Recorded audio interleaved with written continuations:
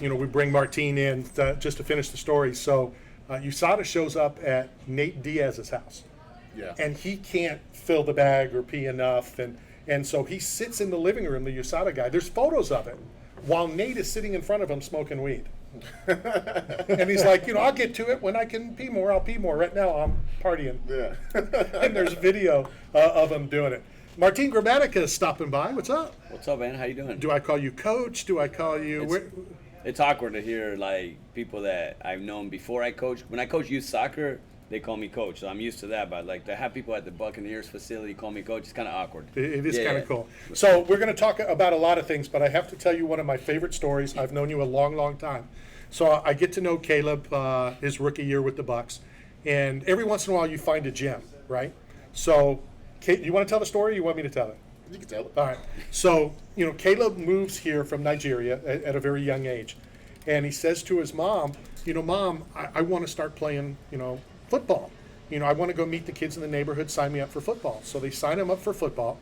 Coach calls and says, we need shoulder pads. And they're like, what are you talking about? We signed him up for football. Your football, right? Not the football.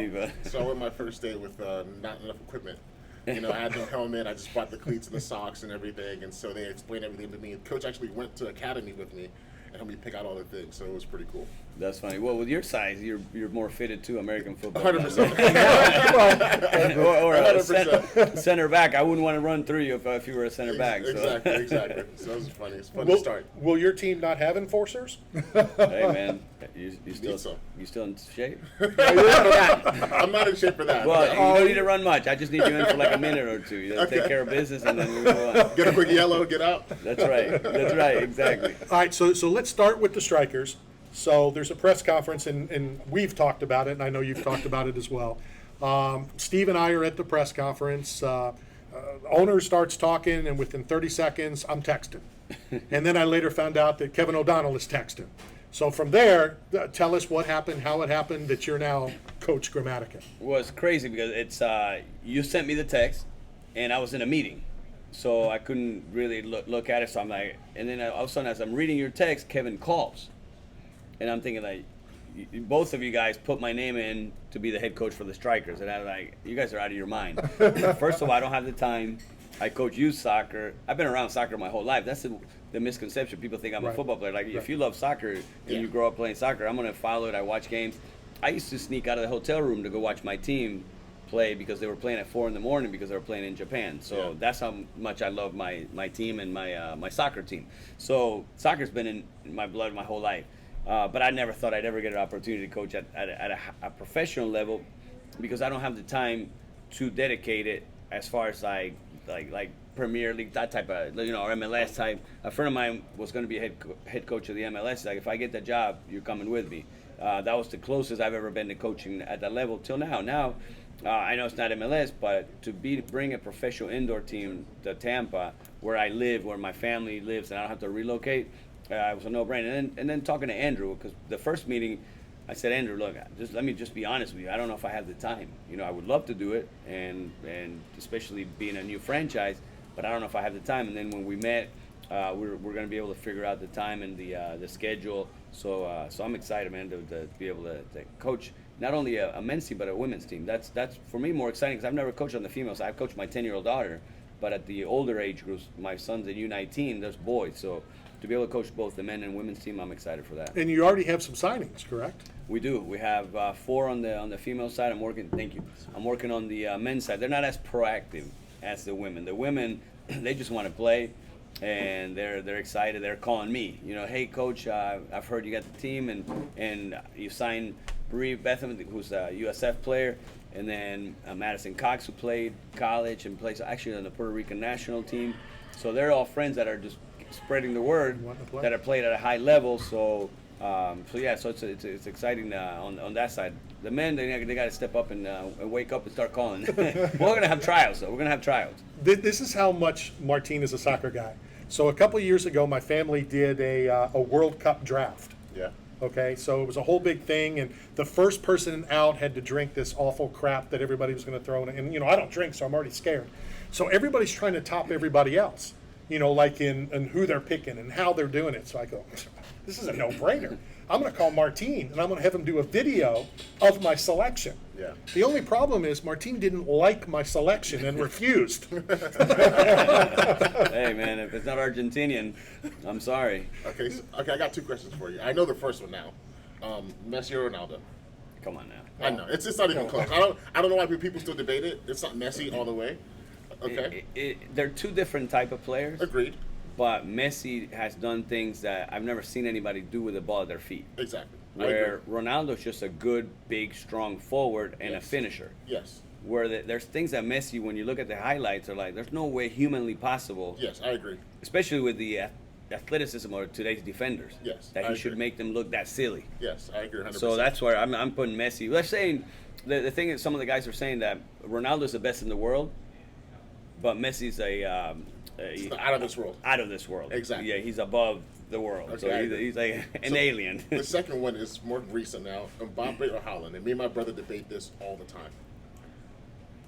They're both excellent players. Yes. I like Mbappe because he's proven right now Yeah. that Holland will have to see. The German league, yes, it's good, but he was playing on a smaller team without a lot of pressure. Yes. You know, because they weren't expected to win a lot. Yeah. Now you go to Man City, you're the guy.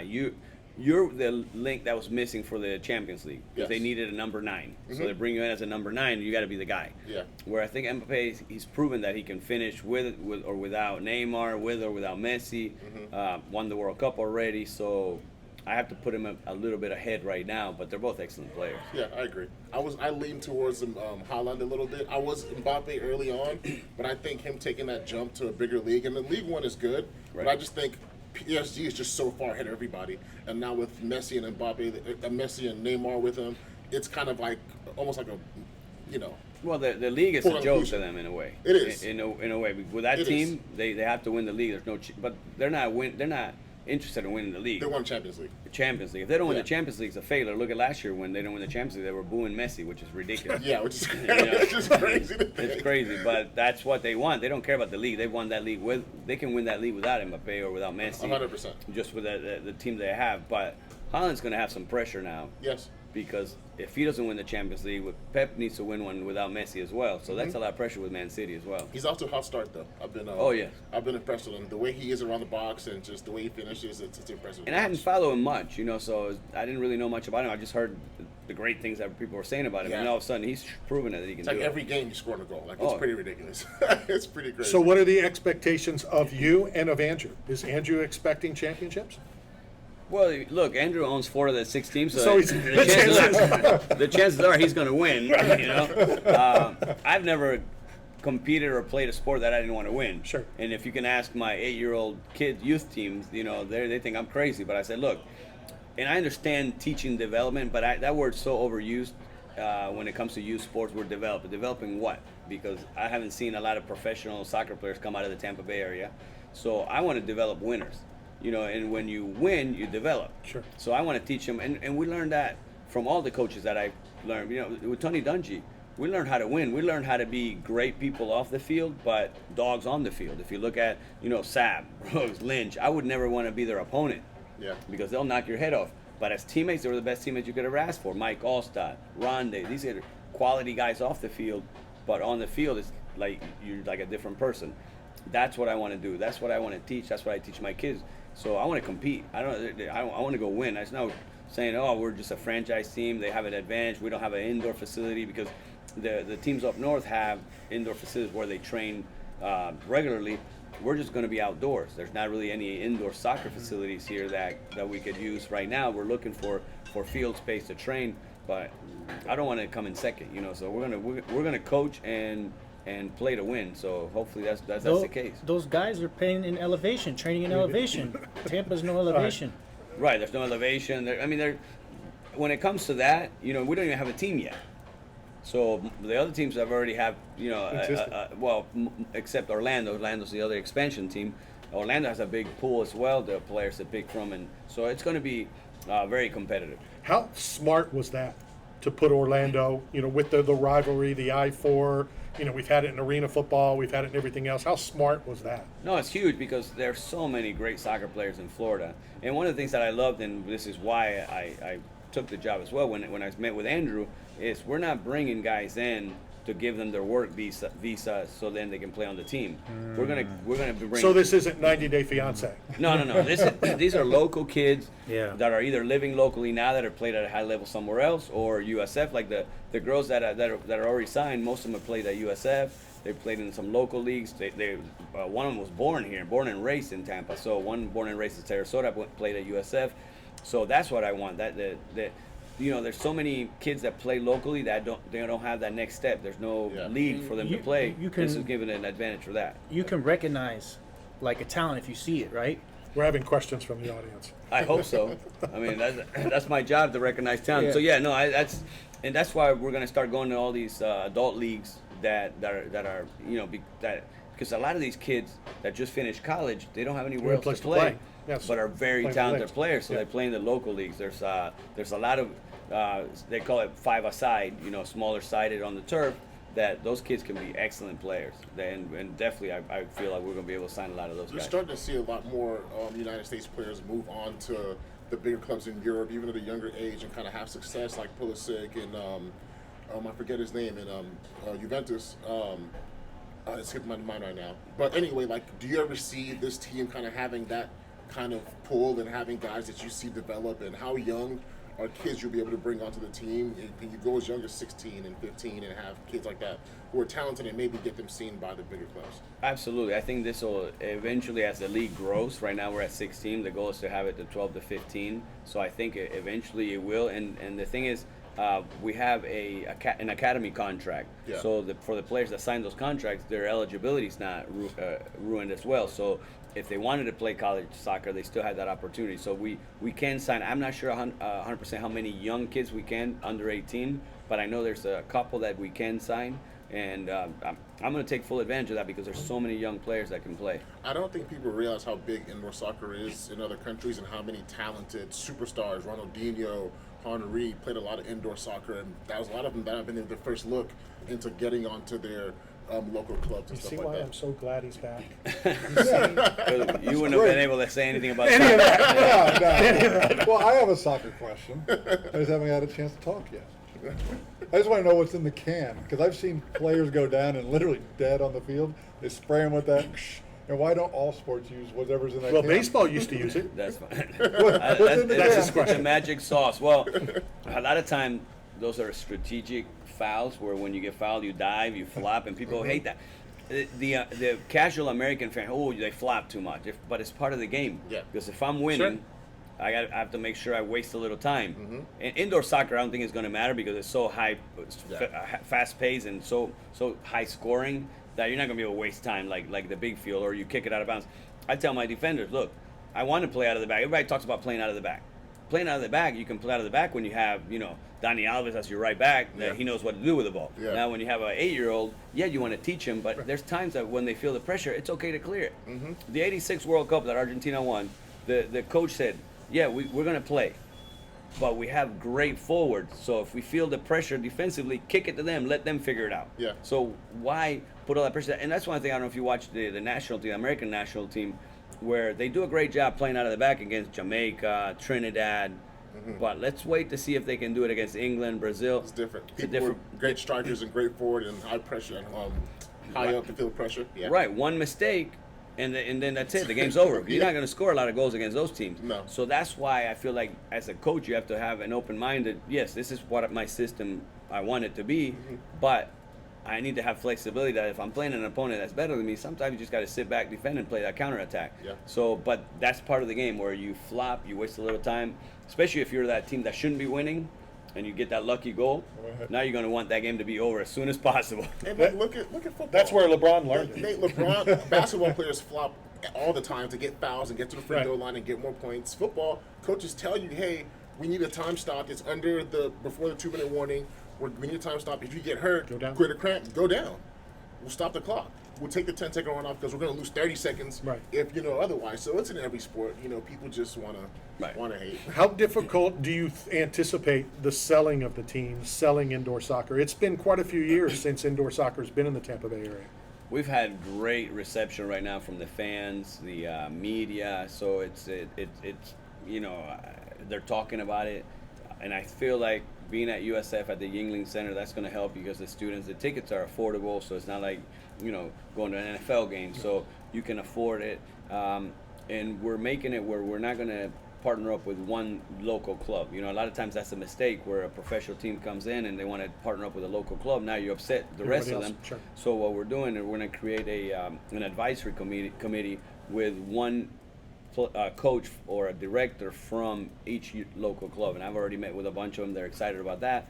And we're going to take their advice because nobody knows the players better than the local coaches. So I've already talked to Denise Brown, the head coach at USF for the women's. I've reached out to UT's men's coach. I know him well, so I'm reaching out, and then some of the higher up age groups. TVU had a really good 2000 or 99 and 2000, I think it was, where they won the national championship. Those kids are now in their 20s that they're either coming back from college or still in college, so they can come in and play. So I feel like it's going to be a fun, especially for the fan like you, Randy, that not a soccer fan. Right. You're going to see a lot of scoring and a lot of excitement. You're not going to sit through a 90-minute game of a 0-0 game. Right. Yeah. That's not going to happen. So you're going to enjoy that part of it. All right, so I know you've done a lot of things. I know that you're Automatica, Grammatica. I get all that. But walk me through walking to the mound the other day and throwing out that first pitch, which wasn't a bad throw, by the way. Thank you. I warmed up the day before. I had to borrow a baseball from a neighbor because we couldn't find one in my house. And my kids played baseball when they were little, but I don't know where the balls are gone. So I threw a little bit just to make sure. And but I think, and a lot of people say, I don't know if you saw that, I juggled the soccer ball and I kicked it over the net. I figured I was going in as a representative of the Strikers, so I figured I'd throw a little soccer in there. I think that calmed me down because now I was more worried about missing the juggle. Because imagine trying to juggle the ball 5 times and you miss hit it, and then you're gonna make a fool of yourself.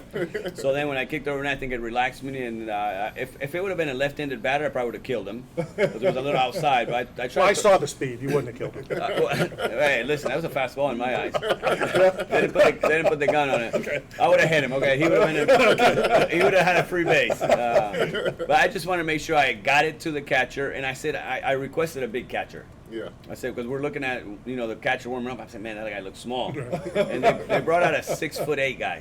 There you go. So I'm like, all right, I'm good. If I miss this guy, I shouldn't be on the field ever again. How nice is it that, and we would expect the Buccaneers to reach out because of your relationship, but to have the Tampa Bay Rays, reach out to the Strikers and you to come out and do that? No, it's cool. I mean, I've been in Tampa since '99. I've never thrown a first pitch, so they recognize that the Strikers, are a team that's going to be here. It's going to be here to stay, and I appreciate it. It was a lot of fun to do. It was fun to have my wife and kids there. Santiago and his wife and kids came, so it was cool to do it as a family. And they got a nice sort of race jersey, so it's an awesome experience. I brought up to Andrew when he came out and he was on the show. I know we only have a couple minutes, but I kind of had to ask him why the Strikers. I don't know if you know the relationship of the Strikers and the Rowdies, so it was kind of weird, but he did come up with some reasoning for it, and it's the Strikers. I never asked. And you're just the head coach. My only answer is the team was named before I took the job, so Rowdy fans don't hate me. Listen, at the end of the day, it's just a name. I understand the rivalry with the Fort Lauderdale Strikers. We're not the Fort Lauderdale Strikers. We're the Tampa Bay Strikers. So, and it's a lightning bolt. Because anytime I see social media, it's a lightning strike. Right. So yeah, well, it's just what he said. Right. So it's not, and then we get a lot of lightning here in Tampa. I liked the fact that they took the Strikers' name. That's the way I'm looking at it. We hated Fort Lauderdale Strikers so much we took their name, and now we're the Tampa Bay Strikers. They got to come get it, right? Right. They got to come get it. They definitely have to come and get it. When we come back after the top of the hour, I want to talk about some of the other things that you got going on. You're now a commentator. I think I had something to do with that, just a little. No, you had something to do with Striker. Don't take credit for everything. This guy's trying to take credit for my whole career. Well, hold on. I remember your rookie year. I remember you were on the show often. Oh, yeah, with Mark Roy. I'm trying to get free food. Okay. As a rookie, you want free food, man. I got free food for you. How much time we got? All right, we got 3 minutes so we can talk about it. So I've been told about free food. So I've been told by, arguably, in my opinion, the greatest Buccaneer of all time, that when rookies, and Caleb and I have talked about when you miss your rookie stuff, I've been told by 99 that you were off limits, you were untouchable, that if you forgot stuff, He oh saved well. my life. That's what he 99 saved my life. So, as a rookie, we were supposed to buy breakfast for the whole team. And you weren't at old One Buck. You were at the new facility? Yeah, I was at the new one. Right. Well, the old One Buck was a hallway. Okay, I heard. it was catered in, so there was no cafeteria. Yeah. We ate in our locker, so we went and wow. got our plastic plate and ate in our locker. That's what it was. So the guys. But Jose did good food. No, the food was amazing. I'm not complaining about the food. It's just the amenities weren't great. But the guys were like, "Hey, listen, we get Jose every day, so let's change it up." So I'm like, "All right, I'll change it up." What do? I go to, "Hey, Jose, bring breakfast, but make it look different. Yeah. And come early so they don't know it's you." Nothing against you, but the guys want something different. Yeah. All right, no problem. Apparently, a couple of the old linemen were there earlier than I was, and at the same time, Jose was there. Yeah. So they weren't happy, man. They were looking for me. So I show up thinking everything's good, and they're like, and then I get somebody, I don't know if it was Mark, is like, "Hey, the old line's looking for you. They're gonna kill you. They're not happy with breakfast. Breakfast is good, but now they told you not to get Jose, and you got Jose." I'm like, "Oh man, now I'm hiding." So my locker, that was my cafeteria, everything, I'm hiding behind the clothes. I'm like, I don't come out. And then Sap comes on and said, "Hey, I hear you guys are looking for my kicker. Nobody touches my kicker. You guys leave him alone, blah, blah." So then I'm like, all right, I'm good to come out.